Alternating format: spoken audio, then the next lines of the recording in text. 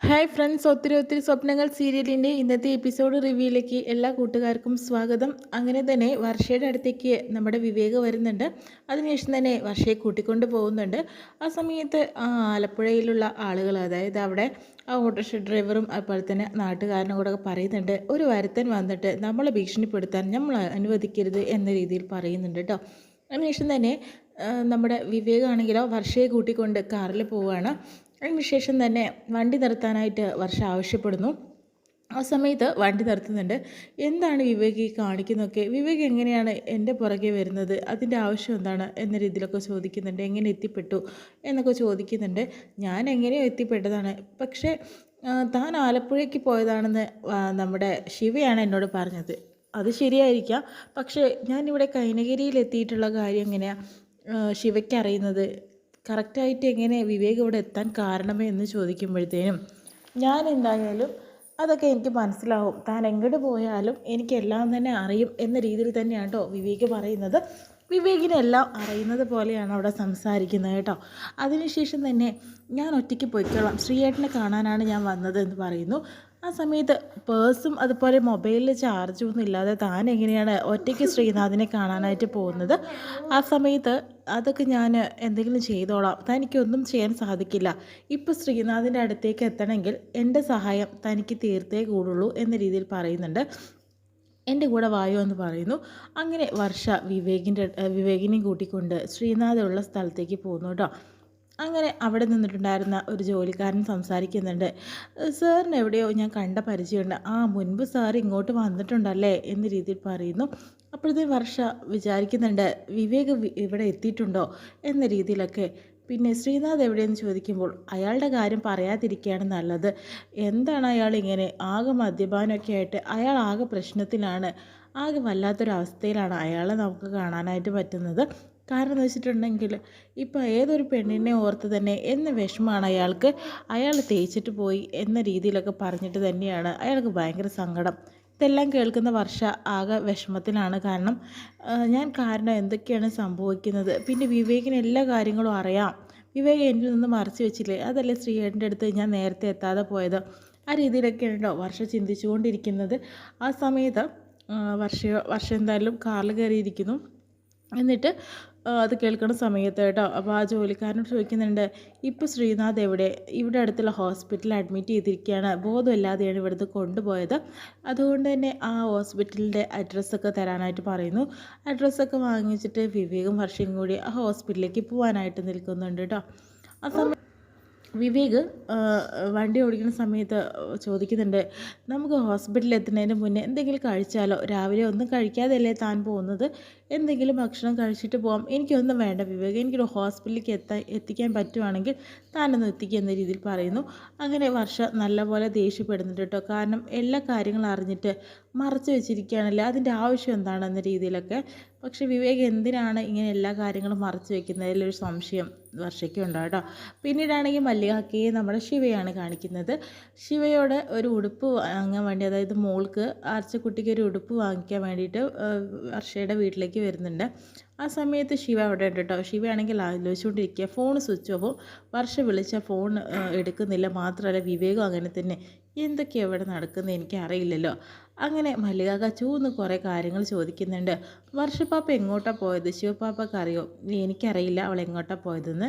പിന്നെ വിവേക് സാറും വർഷപ്പാപ്പ പോയപ്പോൾ തന്നെ വിവേക് സാറും ഇവിടുന്ന് പോയിട്ടുണ്ടല്ലോ എന്ന് പറയുന്നുണ്ട്. വിവേക് പോയിട്ടുണ്ടോന്ന്? അവർ കല്യാണം കഴിക്കാൻ പോകുന്ന ആൾക്കാരല്ലേ, അങ്ങ് ചുറ്റി വരട്ടെ. അവർ രണ്ടുപേരും കൂടിയും പോയിട്ടുള്ളത്. വർഷപ്പാപ്പയെ ഫോളോ ചെയ്തിട്ട് തന്നെ വിവേക് സാർ പോയിരിക്കുന്നതെന്ന് പറയുന്നു. ഇത് കേൾക്കുന്ന നമ്മുടെ ശിവ ആകെ ഒരുമാതിരി ആവുന്നുണ്ട്. എന്തൊക്കെയാണ് സംഭവിക്കുന്നതെന്ന് അവൾക്കും വലിയ പിടുത്തമില്ല കേട്ടോ. പിന്നീട് എന്തായാലും ഹോസ്പിറ്റലിൽ എത്തുന്നുണ്ട് വർഷയും. അതുപോലെ തന്നെ വിവേകും പോണ വഴിക്ക് ഒരുപാട് സംസാരിക്കുന്നുണ്ട്. മാത്രമല്ല ഇങ്ങനെ ടെൻഷനായിട്ടിരിക്കേണ്ട കാര്യമൊന്നുമില്ല, കൂളായിട്ടിരിക്കുന്ന രീതിയിൽ പറയുന്നു. പാട്ടൊക്കെ വയ്ക്കുന്നുണ്ട്.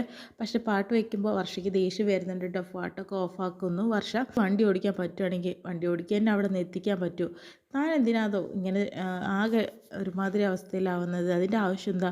ശ്രീനാഥിനെ കാണാൻ തന്നെയല്ലേ നമ്മൾ പോകുന്നത്, പിന്നെ എന്താ കുഴപ്പമെന്ന് ചോദിക്കുന്നു കേട്ടോ. അതിനുശേഷം തന്നെ വീണ്ടും നമ്മൾ ഹോസ്പിറ്റലിൽ എത്തുന്നു. ഹോസ്പിറ്റലിൽ എത്തുമ്പോൾ താൻ ഇങ്ങനെ ടെൻഷനായിട്ടും മുഖം ഇങ്ങനെ വീർപ്പിച്ചിട്ടിരുന്നിട്ടും വലിയ കാര്യമൊന്നുമില്ല. താനൊന്ന് കൂളാവ്, കാര്യങ്ങളൊക്കെ നല്ല രീതിക്ക് തന്നെ നടക്കുള്ളൂ എന്ന് പറയുന്നു. എനിക്കിപ്പോൾ ആ മാനസികാവസ്ഥയിലല്ല എന്ന രീതിയിൽ പറയുന്നുണ്ട് വിവേകിനോട്.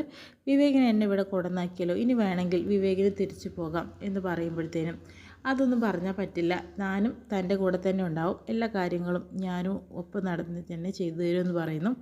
ആ സമയത്ത് തനിക്കൊന്ന് ചിരിക്കാം, തൻ്റെ ചിരി കാണാൻ ഇഷ്ടമുള്ളവർ ഇവിടെ ഉണ്ട് കേട്ടോ എന്ന് പറയുന്നു കേട്ടോ. ആ സമയത്ത് വർഷയ്ക്ക് ഒരു ചിരിയൊക്കെ വരുന്നുണ്ട്. വിവേക് അകത്തേക്ക് പോകുന്നു. അങ്ങനെ അവിടെ ഒരു സ്റ്റാഫിനെ അന്വേഷിക്കുന്നു. ആ സ്റ്റാഫിനോട് ഡോക്ടർ എവിടെയെന്ന് ചോദിക്കുന്ന സമയത്ത് ഡോക്ടർ ക്യാബിലുണ്ടെന്ന് പറയുന്നു കേട്ടോ. അങ്ങനെ ശ്രീനാഥിനെ ചികിത്സിക്കുന്ന ആ ഡോക്ടറെ കാണാനായിട്ട് വർഷയും അതുപോലെ തന്നെ വിവേകും അവിടെ എത്തുന്നുണ്ട്. ആ സമയത്ത് ഡോക്ടർ ചോദിക്കുന്നുണ്ട്, നിങ്ങൾക്ക് ആർക്കാണ് പ്രോബ്ലം എന്ന് ചോദിക്കുന്നു. ഞങ്ങൾക്ക് രണ്ടുപേർക്കും പ്രോബ്ലം ഒന്നുമില്ല ഡോക്ടർ, ഞങ്ങൾക്ക് ഇവിടെ ഒരാളെ കാണാനായിട്ട് ഞങ്ങൾ വന്നതാണ്, അയാളെ കാണണം എന്ന രീതി പറയുന്നു. ആരെ കാണേണ്ട കാര്യമാണ് പറയുന്നത്? പേഷ്യൻ്റെ പേര് ശ്രീനാഥ് എന്ന് പറയുന്നുണ്ട് കേട്ടോ. ശ്രീനാഥ് നിങ്ങളുടെ ആരാണ് ചോദിക്കുന്നത്. ഞങ്ങളുടെ ബെസ്റ്റ് ഫ്രണ്ടാണ്. ഓ, ശ്രീനാഥിൻ്റെ ഫ്രണ്ട്സാണോ? അദ്ദേഹത്തിന് എന്തോ മുന്നേ ഒരു അപകടം പറ്റിയതിൻ്റെ പ്രശ്നം നല്ല പോലെയുണ്ട്. അന്ന് തലയ്ക്ക് ഒരു ക്ഷതം ഏറ്റിട്ടുണ്ടായിരുന്നു. അതുകൊണ്ട് തന്നെയാണ് അയാൾക്ക് മെമ്മറി ലോസ് ഉണ്ട്. അതുപോലെ തന്നെ പല കാര്യങ്ങളും അയാൾ വളരെ വീക്കാണെന്ന രീതിയിൽ പറയുന്നുണ്ട് കേട്ടോ. എന്തൊക്കെയോ പ്രോബ്ലംസ് അയാൾ അലട്ടിക്കൊണ്ടിരിക്കുന്നു. മെയിനായിട്ട് നന്നായിട്ട് മദ്യപിക്കുന്നുണ്ട്. അതാണ് മെയിൻ റീസൺ, ഇപ്പോഴത്തെ റീസൺ. ഇപ്പോൾ അത് അധികമൊന്നും ആയിട്ടില്ലെന്നാണ് കൂടെയുള്ളവർ ഞങ്ങളോട് പറഞ്ഞിട്ടുണ്ടായിരുന്നത്. അധികകാലം ആയിട്ടില്ല ഈ മദ്യപാനം ഇങ്ങനെ തുടങ്ങിയിട്ടെന്ന്. ഇത് വളരെയധികം ഡേഞ്ചറായിട്ട് തന്നെയാണ് തോന്നിയിട്ടുള്ളത്. അയാളുടെ ഹെൽത്തിനും അതുപോലെ എല്ലാ കാര്യത്തിനും അത് വളരെയധികം മോശമായിട്ട് തന്നെയാണ് ബാധിക്കുക. നിങ്ങൾ അയാളുടെ ബെസ്റ്റ് ഫ്രണ്ടാണെന്ന് അറിഞ്ഞുകൊണ്ട് തന്നെയാണ് ഞാൻ പറയുന്നത്.